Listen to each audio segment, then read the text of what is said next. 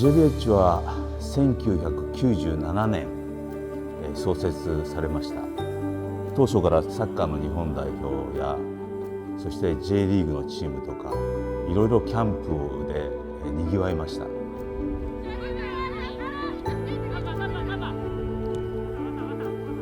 ただ2011年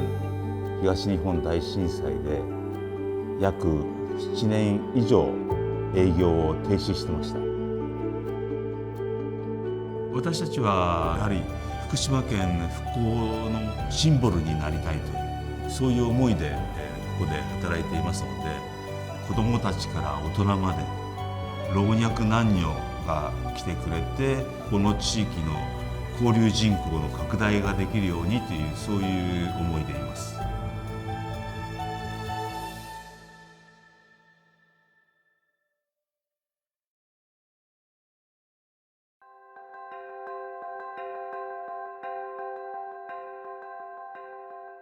このトラックになっているところは人工芝のピッチです。そして白いドームも中には人工芝のピッチがあります。公式のピッチの大きさあって、サッカーばかりじゃなくてラグビーもやることができるというところです。J ヴィレッジの上田と言います。2013年の7月からここに副社長として着任しました。私はどちらかというと震災前はですね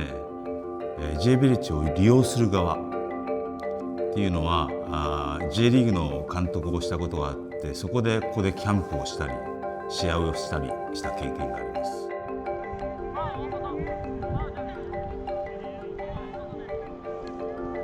それと日本女子代表の監督をしていて、私は好んで J ヴィレッジでキャンプをしてました。でそういったおかげで、なでしこジャパンと呼ばれたチームが2004年のアテネオリンピックに出場することができたというふうに思っています。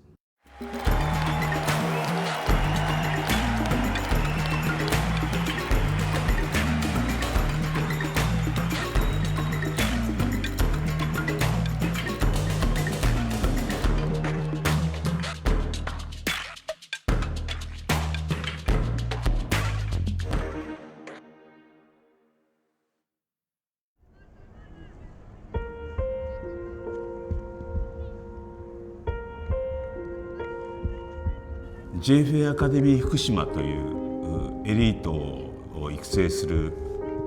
日本サッカー協会の取り組みがあって、男子と女子のアカデミーの寮がこのすぐ近くにあるんですね。女子の寮の方は30人から40人ぐらいの選手たちが、男子の方も90名ぐらいが中学校1年から6年間そこに住みながら学校に行って、そして J ヴィレッジでトレーニングする、そういう取り組みがあったんですけども、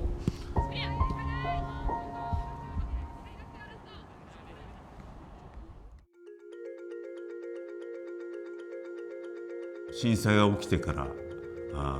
こでは住めなくなって、静岡の御殿場の方でアカデミーとして続けることになった、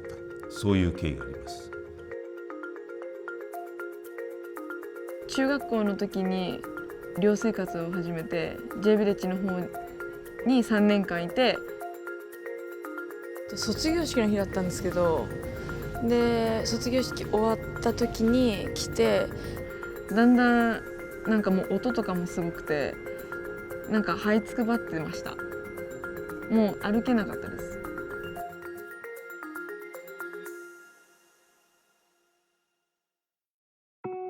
震災後は東京電力が J ヴィレッジを原発事故があったところの収束するための基地にしたんですね。ですから作業員の人たちがここに一度来て、そして原発事故の現場に向かうということで、ピッチは駐車場になってるし、スタジアムには東京電力の職員の皆さんの仮設の宿舎があったりとか、ですから以前のようににぎわっている様子を取り戻すっていうのは本当に大変なことだと思いました。ここを復旧していくのにですね、駐車場になっていた土砂80センチ、ここの全面取らなきゃいけないということで大量の土砂を捨ててます。しかもそれでまた作り直すっていうところは非常に大変な作業で、工事に関われた皆さんには本当に感謝してます。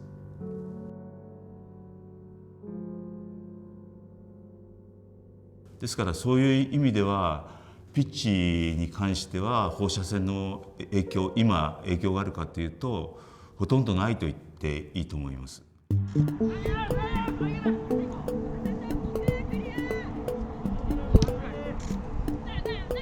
J ヴィレッジはやっぱり自分にとって親元を離れて初めてサッカーに専念するって覚悟を決めた場所だったので、そこがどんどん戻っていくっていう意味では自分にとってはすごい嬉しいし、どんな形であれまた福島に J ヴィレッジに行くことができたっていうのはもう本当にまた頑張ろうって改めて思える場所というか、代表選手としてそこに行けたっていうことはすごい嬉しかったです。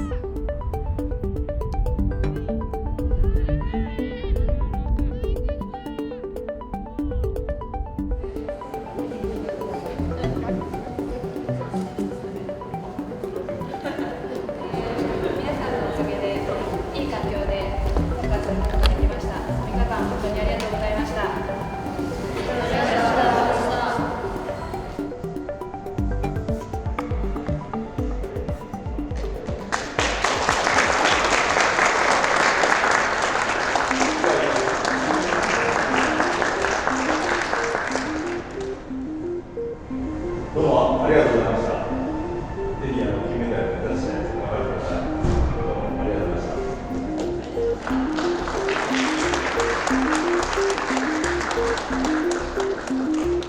た。震災が起きた時の2011年のワールドカップはなでしこジャパン優勝するっていうところで、本当にスポーツには本当にすごい力があるんだなっていうのは身をもって感じましたし、今回のオリンピックっていうところでもやっぱり福島だけじゃなくて東日本大震災で被災した地域復興にすごいいい影響をもたらしてくれるんじゃないかなっていうふうには感じてます。